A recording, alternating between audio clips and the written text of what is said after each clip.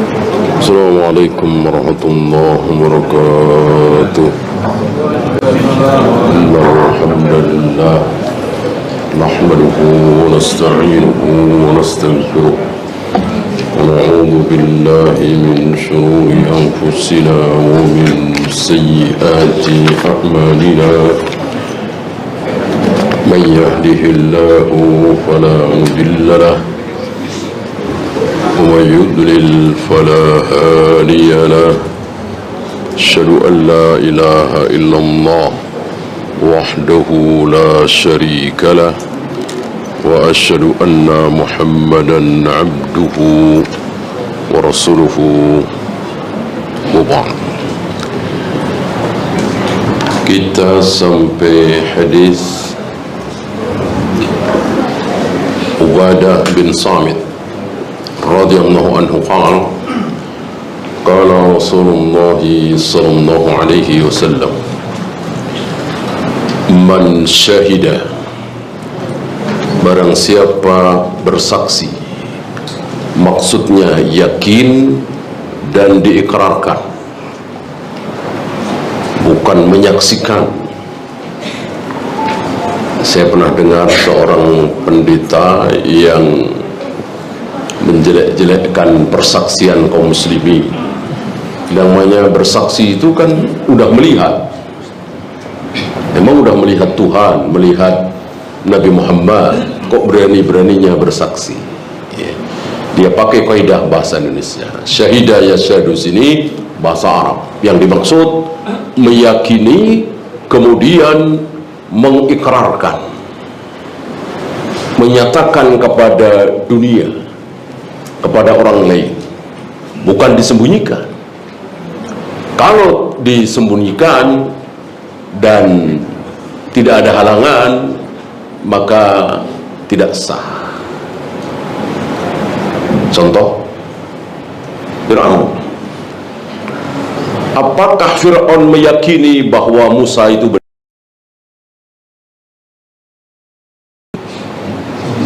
Tapi dalam hati lisannya bohong, ya. Wajahadu biha wastaiqanatha anfusuhum. Fir'aun dan bala tentaranya itu membantah Nabi Musa dengan apa? Dengan lisannya, tidak dengan hati. Yakin seyakin-yakinnya bahwa Rasulullah alaihi salatu wassalam berada dalam kebenaran, tapi dengan lisan. Membantah dengan lisan, dalam hatinya membenarkan. Sahkah imannya? Tidak sah. Karena iman setelah meyakini dengan hati, kemudian diikrarkan, dinyatakan, ditampakkan, tidak disembunyikan, kecuali ada sesuatu. Kalau saya ikrarkan nih, mati saya, dibunuh saya, boleh, ya. Contoh siapa? Asia kebalikan, ya. Asia karena ada penghalang, ada sesuatu. Nah, sebaliknya ada menyatakan keimanan dengan lisannya, lantang teriak, aku bersaksi yakin bahwa satu-satunya ilah yang berhak disembah hanya Allah, Muhammad utusan Allah, dengan lisannya, hatinya tidak apa? Munafik. Berada di mana? Fid darkil aswali minan nar, di neraka yang paling bawah. Berarti dua-duanya harus ada. Yakin di dalam hati, kemudian dinyatakan dalam lisan, dalam perbuatan. Maka tidak boleh kita menyembunyikan simbol-simbol keislaman. Kita tampakkan jilbab, jenggot, tidak isbal, sholat di masjid, dan seterusnya, dan ketemu salam, ketemu sesama muslim salam, jangan pakai yang lain, jangan pakai selamat pagi,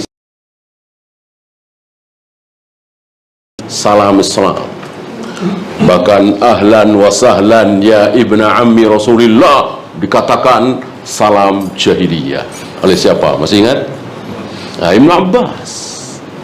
Ibnu Abbas, ketika Ibnu Abbas mendatangi orang-orang Khawarij, diutus secara resmi oleh Khalifah Ali bin Abi Thalib untuk iqamatul hujjah mendakwai mereka. Begitu sampai, Ibnu Abbas memberikan salam Islam. Assalamualaikum warahmatullahi wabarakatuh. Ahlan wa sahlan ya ibna ammi Rasulillah. Ahlan wa sahlan, selamat datang wahai putra paman Rasulullah. Marah Ibnu Abbas mendengar anak-anak muda Khawarij menjawab salam Ibnu Abbas, dijawab dengan ahlan wa sahlan, marah. Aku sampaikan kepada kalian salam Islam, salam Nabi alaihi salatu wassalam, kalian jawab dengan salam jahiliyah. Berarti di luar assalamualaikum waalaikumsalam adalah salam jahiliyah. Bolehkah diucapkan? Tentu tidak boleh, kecuali Islam belum punya, Islam tidak ada, silahkan. Islam tidak membuat peraturan hukuman bagi pengedar narkoba berapa tahun atau diapain, nah, maka bebas, terserah. Islam sudah menentukan bahwa hukuman bagi para pencuri adalah potong tangan. Bolehkah diganti dengan hari aja satu? Itu aja udah kapok kali. Nggak boleh. Nggak boleh, apalagi sekedar penjara, apalagi sekedar ini itu, ya, tidak boleh.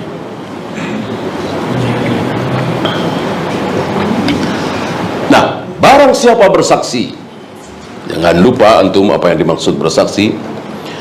La ilaha illallah, bahwa tidak ada ilah, tidak ada sembahan kecuali Allah, dan ini harus memenuhi dua rukun. Apa dan apa? Masih ingat? Nafi dan isbat. Maka ketika isbat saja tidak sah. Barang siapa yang bersaksi bahwa Allah adalah ilah, bahwa ilah adalah Allah, sembahan adalah Allah, Allah ada sembahan, sah apa tidak? Tidak sah. Tidak sah, karena tidak ada nafinya. Harus dinafikan dulu. Tidak ada ilah, tidak ada sembahan kecuali Allah, baru sah. Karena orang yang mengatakan ilahku adalah Allah, sembahanku adalah Allah, Allah sembahanku, Allah Tuhanku, masih ada kemungkinan? Masih ada kemungkinan Tuhan lain. Gitu ya. Kaidah bahasa Arab kan seperti itu. Nah, maka harus dibatasi. Tidak ada sembahan kecuali Allah.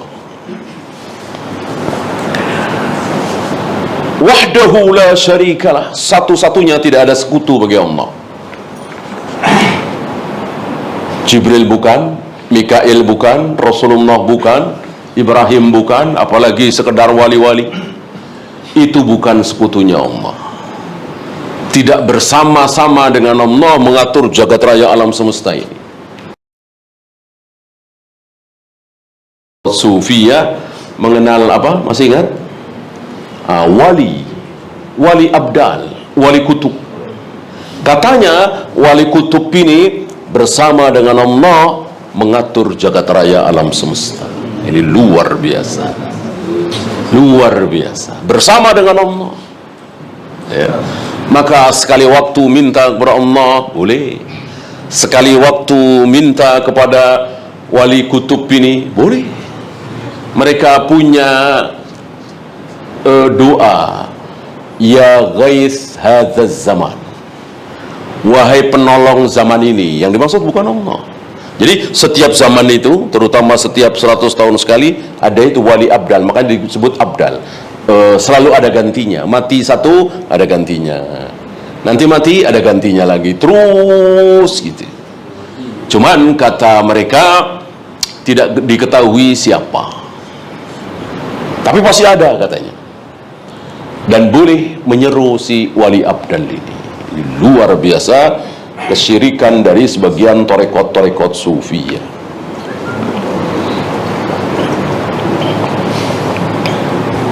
Nah, itu persaksian pertama. Asyhadu an la ilaha illallah wahdahu la syarikalah. Bersaksi bahwa Allah satu-satunya ilah yang berhak disembah, tidak ada sekutu. Kemudian wa anna Muhammadan abduhu wa rasuluh. Persaksian yang kedua, bersaksi meyakini dan mengikrarkan bahwa Muhammad sallallahu alaihi wasallam adalah hamba Allah, budak Allah. Yang paling rendah sampai yang paling tinggi.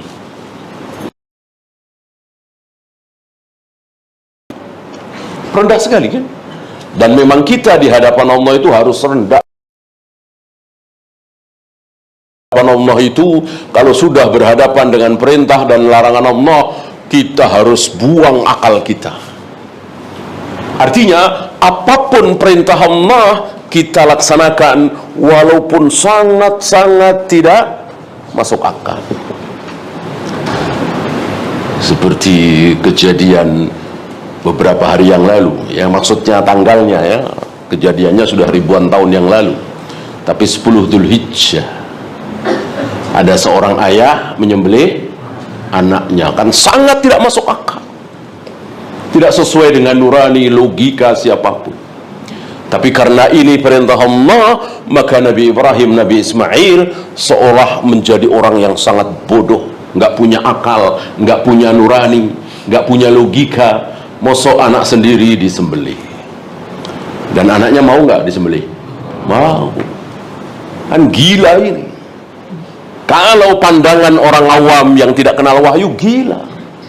Ayah menyembelih anak, dan memang seperti itu. Apapun perintah Allah lewat lisan Nabi alaihi salatu wassalam, kita sami'na wa ata'na, seolah kita tidak punya akal. Ya, lihat ritual-ritual yang kita lakukan, kan nggak masuk akal.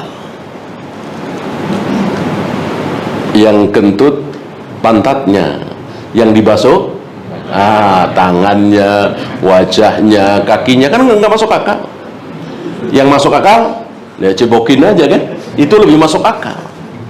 Tapi karena ini perintah Allah lewat lisan Nabi alaihi salatu wassalam, kita buang akal kita jauh-jauh. Sami'na wa ata'na. Ya. Kata Ali bin Abi Thalib apa? Mengusap huf. Kalau pakai akal, logika, mestinya mengusap huf itu apanya? Bawah. Yang kotor kan yang bawah, nginjek tanah, nginjek najis barangkali. Kenapa yang diusap atasnya? Laukana ad-dinu bir-ra'yi, kata beliau, seandainya agama itu berdasarkan akal, maka mengusap huf mestinya bawahnya, bukan atasnya. Nah, setelah hamba, budak, kemudian yang paling tinggi Rasul. Adakah kedudukan yang lebih tinggi daripada Rasul ini? Tidak ada. Ulama, wali, sahabat, tabi'in, atba'ut tabi'in, muttaqin, salihun, dan seterusnya di bawah Rasul. Artinya, kalau sudah Rasul, pasti Nabi, pasti bertakwa, pasti berilmu, pasti muttaqin, pasti salihun, dan seterusnya. Paling tinggi. Ya. Dan beliau suka dengan julukan ini, panggilan ini, abduhu wa rasuluh. Masyhur beliau. Sedangkan Nabi Ibrahim Rasulullah Khalilullah. Dan betul, tidak salah. Memang Nabi Ibrahim Rasulullah dan Khalilullah, kekasih Allah. Nabi Musa Rasulullah dan kalamullah, karena pernah mendengar suara Allah langsung dari Bukit Tursi. Betulkah? Betul, tidak salah. Nabi Isa Rasulullah dan Ruhullah, rohnya Allah, karena ditiupkan langsung oleh roh Allah. Roh Allah meniupkan roh, maksudnya. Dan tidak salah. Nah, sementara Nabi kita Muhammad SAW itu sama dengan kita semua. Apa? Hamba, budak. budaknya Allah, hambanya Allah. Ini yang lebih dipilih oleh Nabi kita Muhammad SAW. Artinya ini ada isyarat bahwa Rasulullah tidak memiliki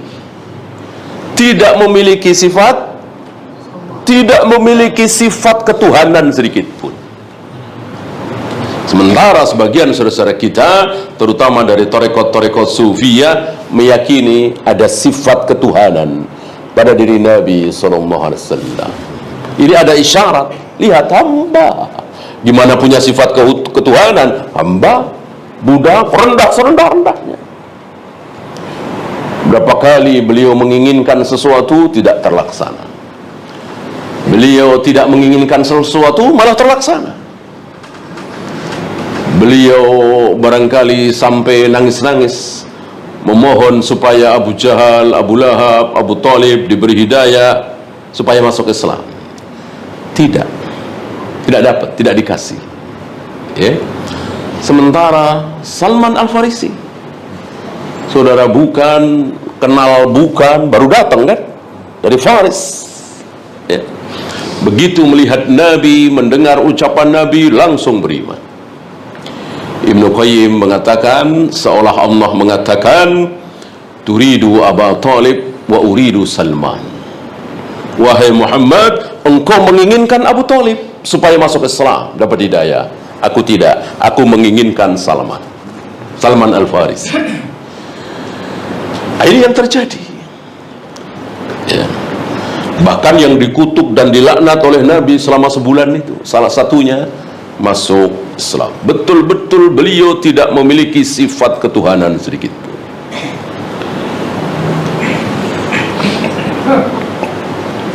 Sekarang jangankan beliau, jangankan Nabi, jangankan Rasul, cuman wali katanya, orang pintar katanya, yang baru meninggal mungkin 30 tahun yang lalu, 40 tahun yang lalu, bahkan yang sekarang masih hidup, punya sifat ketuhanan.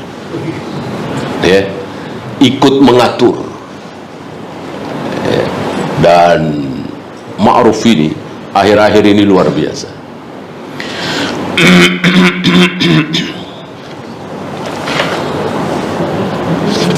Kemudian wa anna Isa abdullahi wa rasuluh, dan bersaksi pula bahwa Isa adalah hamba Allah, utusan Allah. Mungkin antum bertanya, kenapa Nabi Isa bukan Nabi Musa?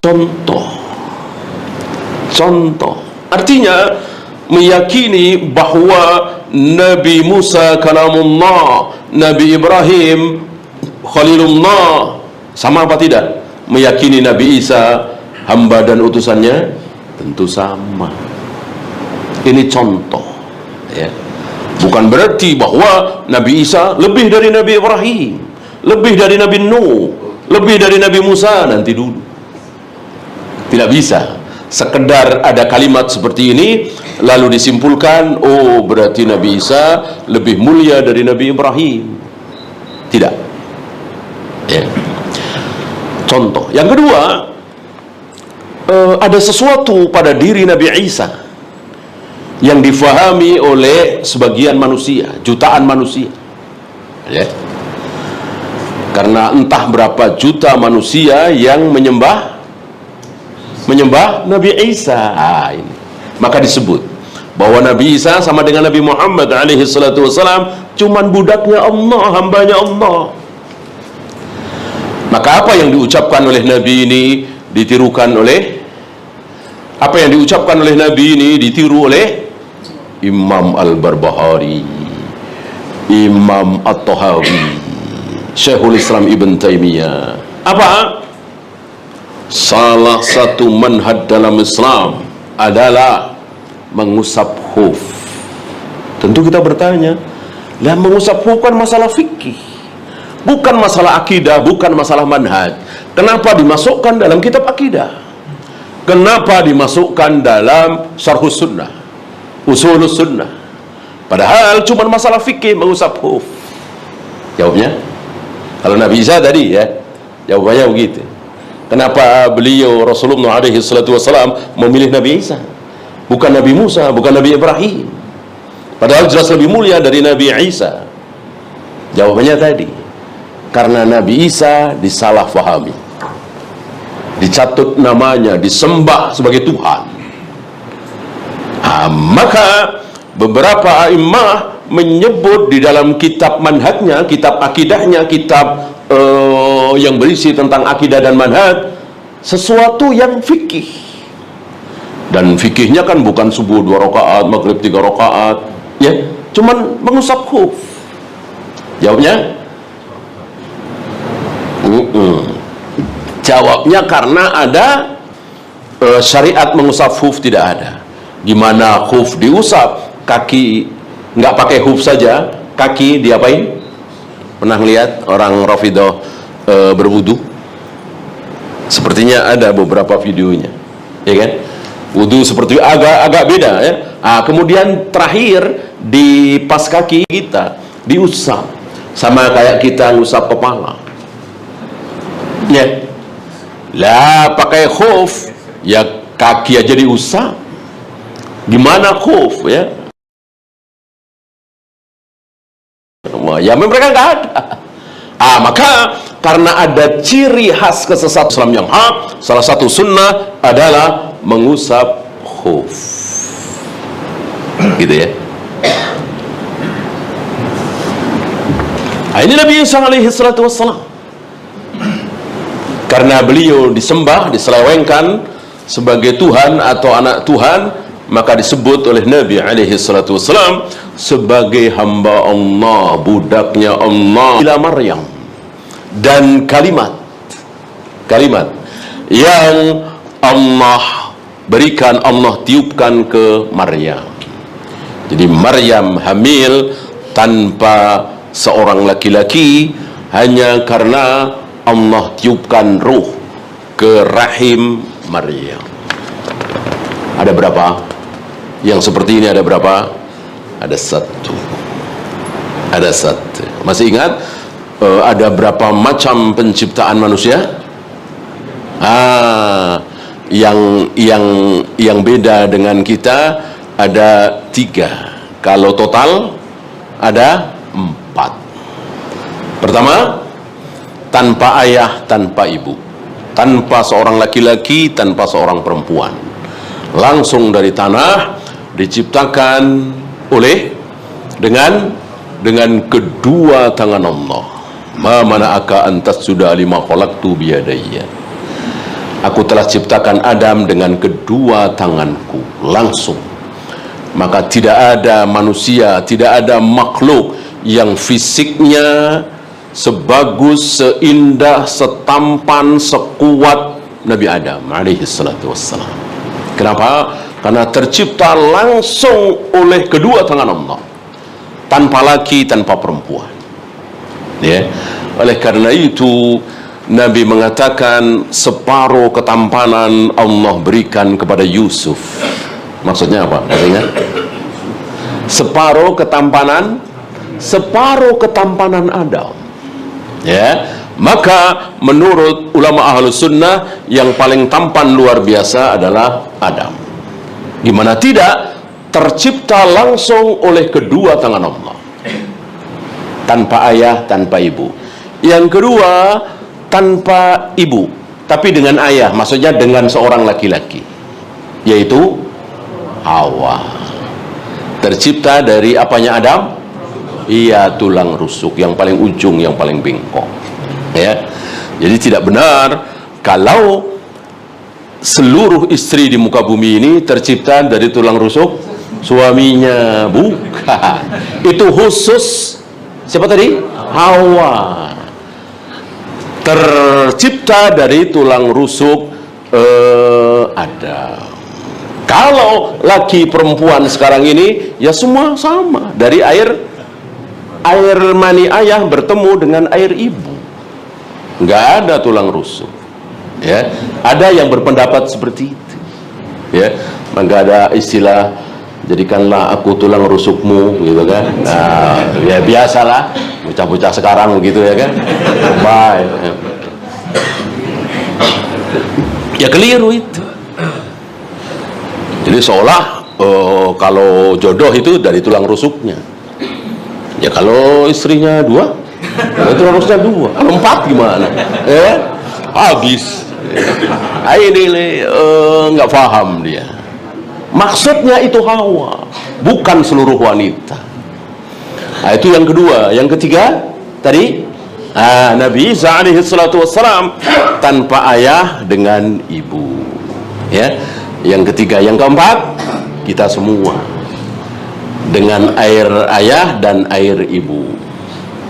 Kalau air ayah mendahului air ibu, mirip ayahnya. Kalau air ibu mendahului air ayah, mirip ibunya, dan seterusnya.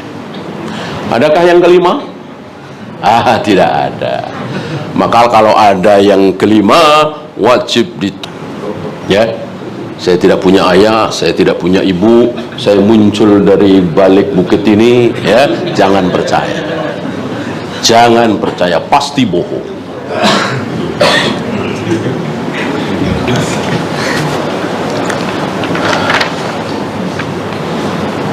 Wa ruhum minhu, dan roh darinya. Ini hati-hati. Jangan sampai mengira bahwa Nabi Isa itu rohnya Allah. Ini keliru. Roh dari Allah, bukan rohnya Allah. Sebab kalau rohnya Allah berarti ada sifat ketuhanan, ada bagian Allah masuk pada diri Nabi Isa. Jelas ini keliru, salah besar. Ya, mungkin orang-orang Nasara berangkat dari situ. Jadi ada bagian Allah yang masuk pada diri Nabi Isa. Enggak. Masih ingat? Salah satu sifat Allah adalah ba'inun an kulli khalqihi, terpisah dari seluruh makhluk. Jadi tidak ada makhluk yang menempel pada diri Allah, pada zat Allah. Tidak. Hatta arsy. Arsy itu tidak menempel pada diri Allah. Allah tidak menempel pada diri arsy. Entah berapa juta kilometer jarak antara arsy dengan zat Allah. Wal jannatu haq. Kemudian bersaksi bahwa surga itu hak, benar adanya. Kenikmatannya seperti ini. Ada sungai-sungai, ada taman-taman, dan seterusnya sebagaimana yang dijelaskan dalam Al-Quran. Wajib kita yakini seluruhnya, dan tidak boleh kita menolak dengan akal kita. Wan nar haq, dan meyakini pula bahwa neraka itu hak. Dan sekali lagi berbicara tentang surga neraka, jangan pakai logika.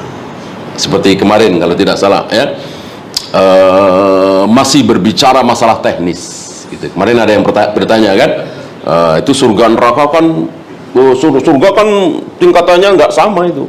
Nyarinya gimana, kan nyari-nyari itu kan kemarin kan, nyarinya gimana, berapa puluh tahun ketemu. Masalah teknis mudah bagi Allah, sangat mudah bagi Allah. Kalau berbicara hal yang gaib yang ada di dalam Al-Quran dan Sunnah, kita yakini seyakin-yakinnya. Jangan pakai logika akal. Pakai logika akal misalnya nanti manusia akan berbondong-bondong menuju mencari Nabi Adam. Ya tentu kalau pakai masalah ini, emang tahu Adam yang mana? Nyari mana? Itu tujuan no. Bukan. Itu kan masalah teknis, nggak usah dibahas. Insya Allah pasti ketemu. Gitu. Dan antum jangan, saya pernah ada yang nanya itu ya, ulama sekali, saat kita kan udah tahu nih manusia berbondong-bondong ke Nabi Adam nggak sanggup, Nabi Ibrahim nggak sanggup, sanggupnya Nabi Muhammad. Oke, kita ntar langsung aja ke Nabi Muhammad kali ya, gitu. Ngapain ke Nabi Adam dulu? Ya ini sudah diatur, semuanya sudah diatur.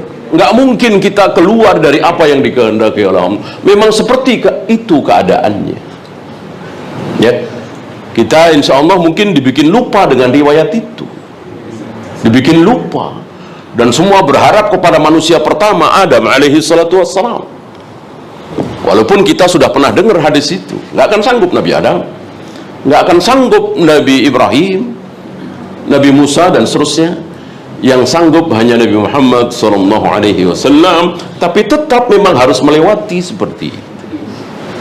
Ya.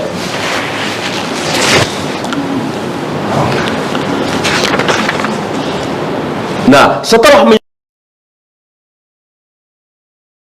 Allah, Muhammad utusan Allah, Nabi Isa ruhullah, surga hak, neraka hak, maka adkhalahumllahul jannah, maka pasti Allah akan masukkan dia ke dalam surga.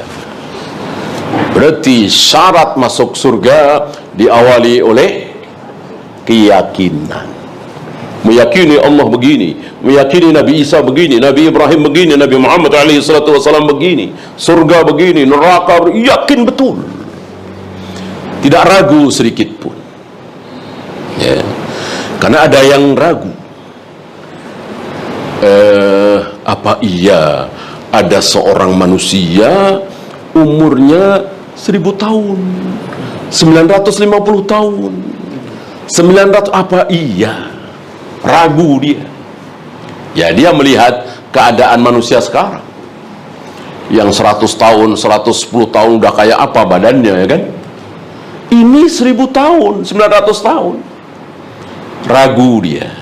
Nah, karena dia tidak berani, oh pasti salah itu, karena kan sabda Nabi alaihi salatu wassalam.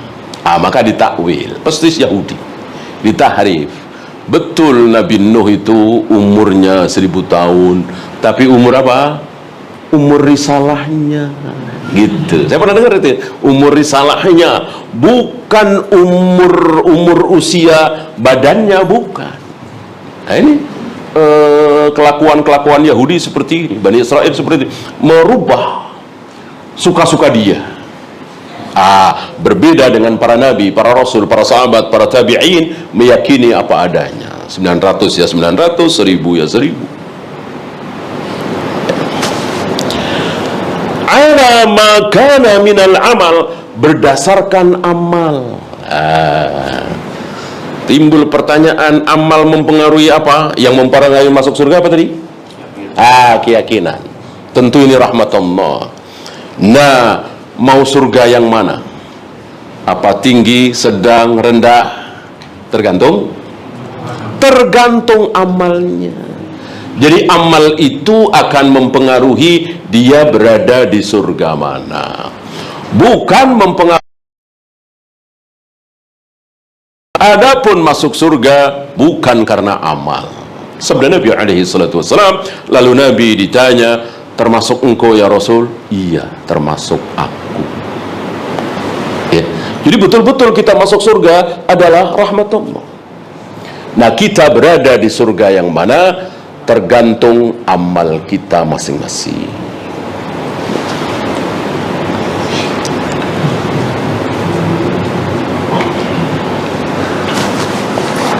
Ya, ini matannya, hadisnya. Mari kita lihat syarah dari beliau. Syarah dari Syekh Utsaimin, ya, yang kita bahaskan kitab beliau, ya. Bukan dari Syekh Fauzan dan lain-lain, tapi dari Syekh Utsaimin. Nah, tadi hadisnya di matannya dibawakan oleh Syekh Muhammad bin Abdul Wahab. Asyhadatu la takunu illa min ilmin sabiqin. Nah, ini dia. Syahadat tidak sah. Coret. 0. Kalau tidak diawali oleh ilmu. Jadi ilmu dulu. Maka kalau ada yang bertanya, sebetulnya iman dulu apa ilmu dulu? Ilmu dulu apa iman dulu? Jawabnya ilmu. Ilmu. Lah kalau nggak ada ilmu, apa yang akan diimani? Iman itu kan percaya, yakin bahwa, nah, bahwanya ini adalah ilmu. Bahwa tidak ada yang berhak disembah kecuali Allah. Ini kan ilmu. Muhammad SAW adalah utusan Allah. Ini kan ilmu.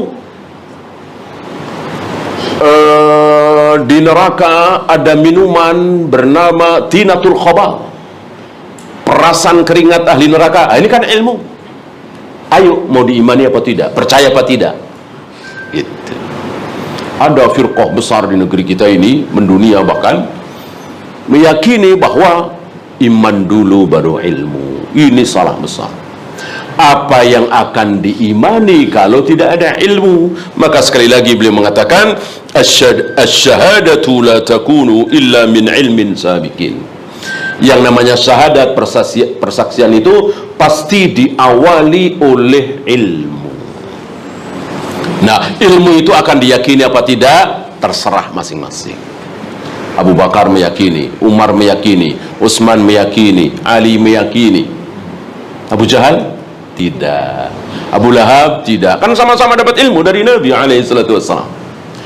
Yang mendengar dakwah Nabi bukan cuma Abu Bakar, Umar, Utsman, Ali. Abu Jahal juga dengar, Abu Lahab juga dengar, Abu Thalib juga dengar. Tapi tidak mau mengimani, tidak mau menerima, baik secara hati atau lisan. Hati saja tidak sah, lisan saja tidak sah.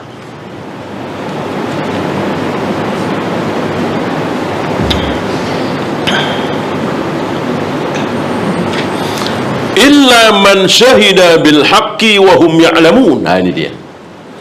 Ini surat Az-Zukhruf ya. Kecuali orang yang bersaksi atas kebenaran dan mereka tahu. Ya, kalau tidak tahu apa-apa, apa yang akan dipersaksikan? Ya. Wa hadzal ilmu qad yakunu muktasaban wa qad yakunu ghariziyan. Dan ilmu tentang ini kadang-kadang harus dicari, kadang-kadang sudah ketemu otomatis. Ghariziyan. Apa misalnya? Tuhan itu ada, Tuhan itu satu. Ini seluruh manusia. Ya. Orang komunis, orang-orang PKI, ketika mereka berada sendirian, taruhlah dia pidato ke sana kemari, orang-orang PKI dulu ya, teriak ke sana, oh Tuhan nggak ada, Tuhan nggak ada. Ya. Ketika dia terombang-ambing di tengah lautan sendirian, hanya berada di atas kayu, ya, insya Allah dia akan teringat Tuhan, bahkan meminta. Insya Allah. Ini fitrah, ya. Dan satu, ya. Secara fitrah satu, tidak dua, tidak tiga, ya. Bahkan termasuk fitrah meyakini Tuhan berada di mana? Iya, di atas. Ini fitrah. Ya. Ada seorang ustadz yang menolak kalau Tuhan berada di atas, bersemayam di atas arsy. Gitu. Apa itu? Tuhan kok di atas? Oh, Tuhan ya di mana-mana ada. Gitu. Nah, besoknya dia ceramah. Ya, kalau nggak salah pas politik rame dah. Ya, kita serahkan kepada yang di atas. Gitu. Kita Tuhan kita punya Allah, sambil nunjuk-nunjuk ke atas. Ya, lupa dia. Lupa kalau kemarin-kemarin menolak kalau Allah berada di atas. Karena apa? Itu fitrah. Fitrah manusia meyakini seperti itu. Maka menengadahkan tangannya ke atas, ini fitrah. Berdoa seperti itu. Ya. Tidak ada yang karena Allah ada di mana-mana, ya udah jangan ke sono mulu ya. Kadang-kadang sono, ya kan? Karena kan di mana-mana, kan mestinya seperti itu. Ya. Antum masih ingat barangkali seorang anak muda cerdas, Al-Hamdani namanya, di hadapan seorang syekh besar Asy'ariyah. Asy'ariyah antum tahu kan, menolak kalau Allah berada di atas. Dengan dalilnya, dengan ininya, dengan itu. Nah, anak muda cerdas ini mengajak kepada syekh ini, ya syekh, coba kita tinggalkan dulu ayat-ayat, hadis-hadis, pembahasan yang ya memang mereka begitu ya, bukan rinci tapi jelimet, sana kemari jelimet, bikin pusing. Dengan hati Anda, dengan perasaan Anda, tolong bayangkan bahwa Allah tidak di atas, ya. Dengan fitrah Anda, Jangan membayangkan Allah berada di atas. Sanggupkah? Diam Syahini. Syahini walaupun sesat, terkena syubhat, tapi jujur. Orang-orang dulu begitu, jujur. Walaupun terkena syubhat, sesat, tapi jujur. Begitu ditanya seperti itu, diam. Memang jujur, memang gak bisa. Membayangkan Allah tidak di atas, gak bisa. Itu sudah fitrah manusia, meyakini bahwa Tuhan berada di atas. Persis seperti apa kata Al-Quran di 7 tempat, 7 ayat, apa yang menjadi sabda Nabi alaihi. Maka beliau mengatakan di sini, qad yakunu muktasaban wa qad yakunu ghariziyan. Ada ilmu yang harus dicari, ada ilmu yang otomatis. Ya. Baik masalah ketuhanan atau yang lain. Masalah yang lain, terutama syahwat, jelaskan. Nggak pernah ngaji, nggak pernah belajar Al-Quran dan Sunnah, bahkan kafir. Apakah dia tahu kalau mencuri itu tidak baik, membunuh tidak baik, berbohong tidak baik, korupsi tidak baik? Pasti tahu. Ya. Nah, inilah ada ilmu yang memang harus dicari. Kalau tidak dicari nggak bakalan ketemu. Kalau bukan berdasarkan wahyu nggak bakalan kita tahu.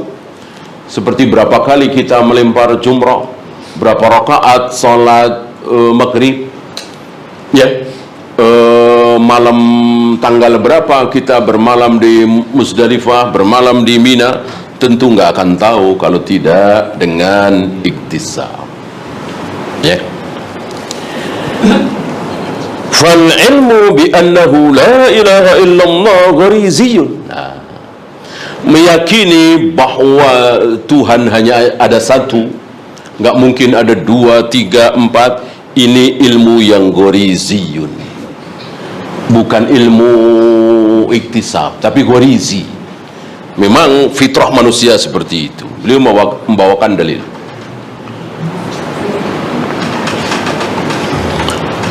Qala Nabi alaihi salatu wassalam, kullu mauludin yuladu 'alal fitrah. Setiap kali anak lahir, maka pasti dilahirkan dalam keadaan fitrah. Fitrahnya seperti itu. Ya. Artinya apa? Terusan hadis ini, yang bikin dia orang Yahudi, yang bikin dia orang Nasrani, yang bikin dia orang Majusi. Kalau sekarang yang bikin dia Buddha, Hindu, siapa? Kedua orang tuanya. Kedua orang tuanya. Maka ketika dia dibiarkan begitu saja, ya tetap dia nggak tahu salat subuh berapa rakaat, salat maghrib 3 rakaat dan seterusnya, tapi tidak kemudian langsung masuk neraka. Mbah selain Allah itu pasti ada yang ngajari, karena diajari. Ya, silakan adzan dulu. Wassallallahu ala Muhammadin sallallahu alaihi wasallam wa akhiru da'wana alhamdulillahi rabbil alamin.